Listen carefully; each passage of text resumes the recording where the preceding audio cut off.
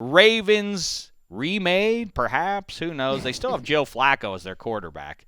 And I've been saying this quite a bit over the last couple of weeks. Bucky Brooks here of NFL Media will support me on this.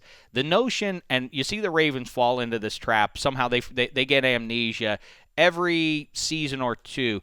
Maybe Joe Flacco can carry this offense. And then they get a few games or halfway through the season, and they realize, oh, yeah, he's not that good consistently. He just There's a lot of guys who aren't consistently that good and that don't have rings.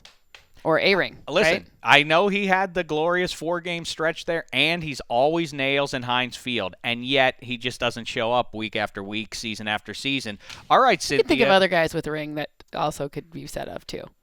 Probably in this game. Actually, probably in the same. Yeah, exactly.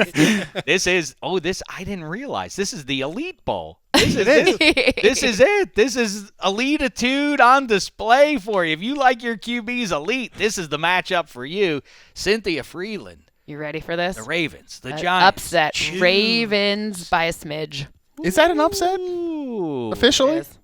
I don't know. Home team typically is, when in a close True. one, a home team typically gets the edge. the So nod. to me, Right. since they're not the home If it's a team, coin flip, then you would say the Giants are if on a neutral field, you would say the Giants are then the favorite because they get to play in Jersey in this one. Handsome, what do you think? I actually disagree. I'm going to say that the Giants are the home team, and they will win by a smidge as well. I think the thing that I keep waiting for, I think a lot of people anticipated, and the transition from Coughlin to McAdoo. The reason that they had to move on from Coughlin, and there was a lot made about why didn't Coughlin discipline Odell Beckham in the Panthers game against Josh Norman or whatever else, and things started to spiral downward from there. But they couldn't lose McAdoo was the real issue there. They had to retain him because it appeared he had fixed Eli Manning to some degree. And when you talk about Victor Cruz, Sterling Shepard, and Odell Beckham, well, of course that offense has to succeed, and yet here we are still waiting for the breakout. But without a running back. Right. Which has always been, the thing that Eli has needed when he's been at his best. He's had a decent running game, and there just isn't one there right now at all. And it's a different skill set to be a head coach and an offensive coordinator. Like, we always overlook that. We'd look at the hottest offensive coordinator or the hottest defensive coordinator, and you think, oh, they're just going to be the next head coach, but it's completely different skills. Yeah, well, absolutely true, and it works both ways. I don't think Herman Edwards would be much of a coordinator or a position coach, but that overarching head man, the swagger. he's really fun to listen to talk. Yeah, walking fun. into the position rooms, but I when you watched him on that Chiefs Hard Knocks, it always struck me like, well, how good could this team be with this guy running the show? Right. He doesn't seem to know anything that's going on with any given situation on his own team. And then you see guys like Mike Munchak, who has transformed the Steelers' offensive line, but just seemed to not be able to hack it as the head man. Wade Phillips, I guess you could throw out there. There are a number of examples at it around the league. Jim Schwartz, maybe, although he might get another look. Yeah, I don't like him. Oh, he's true. really, really good at being a defensive coordinator, but he really broke my heart in Detroit. All right, so what do we say here? Cynthia Freeland predicts the Ravens in an upset. Anyone want to throw the red challenge flag here? Do it. I'm throwing it. I'm on Giants. Everyone. I got it. A lot of laundry.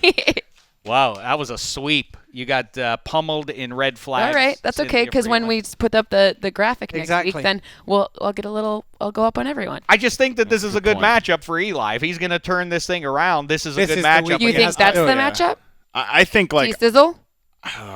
I don't know. You think so? T-Sizzle's old and has one leg. This was one of those games that I picked, and I was like, I don't really have a good reason for picking the Giants other than I think like Odell has to get going at some point. Exactly. Yeah, like they're due. Yeah, like that, which is so stupid to be like, well, they're due, but I really do feel like they are due. They don't. Their defense is kind of crumbling. They can't protect the passer. Eli's not playing well. They can't run the ball. But it's like, I think they got to get off the schneid at some point. I think this is the week. I know that there's no science to that, but I completely agree with that line. Perfect.